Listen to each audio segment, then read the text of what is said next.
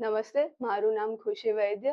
હું છેલ્લા 5 વર્ષથી એક રાખી ફૌજી કે નામ ઇનિશિયેટિવ કરી રહી છું, જેનાથી ઇન્સ્પાયર થઈ. એમનું નામ હર્ષલ પુષ્કણા, જે ગુજરાતી ગુજરાતના ખ્યાતનામ પત્રકાર છે.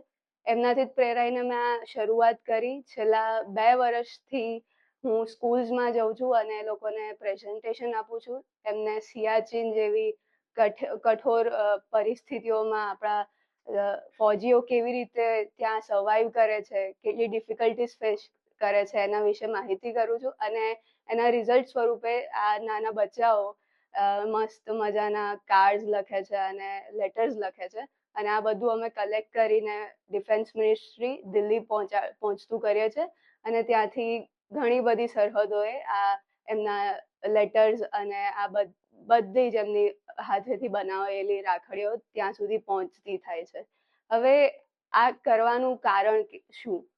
આનાથી આજના અમારા જેવા અથવા તો અમારાથી નાના દરેક બચ્ચાઓને દેશ પ્રેમ અને એ લોકોને ખબર પડે છે કે કેવી પરિસ્થિતિઓમાં આપણા સૈનિકો રહે છે, કેવી રીતે સર્વાઈવ કરે છે.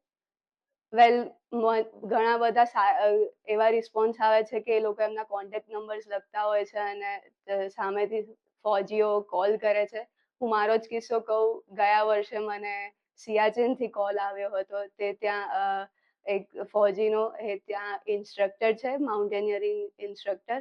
અને એક બહુ સારું બોન્ડિંગ બની જાય છે. હું આજ સુધી પણ એમને મેસેજ કરું છું. તમે નહીં માનો કે મેં આ વખતે પણ એમને સિયાચીન પર્સનલી લેટર મોકલ્યો છે. સો આવા તો અઢળક કિસ્સાઓ છે. નાના બચ્ચાઓ મને જ્યારે પણ મળતા હોય છે ત્યારે એ કંઈક ને કંઈક આવી વાતો કરતા હોય છે. અને એ જ મારું મોટિવેશન છે કે હું દર વખતે ચાલુ રાખું. એ લોકોની સ્માઇલ અને જ્યારે એમના લેટર્સ, એમના શબ્દો આ સરહદો ઉપર પહોંચે છે ત્યારે એ સરહદ પર બેસેલા ફૌજીઓના મોઢા પર જે સ્માઇલ આવે છે અને ત્યારે જ મારા નામની સાર્થકતા મને સમજાય છે. So thank you so much for all your support. Thank you so much.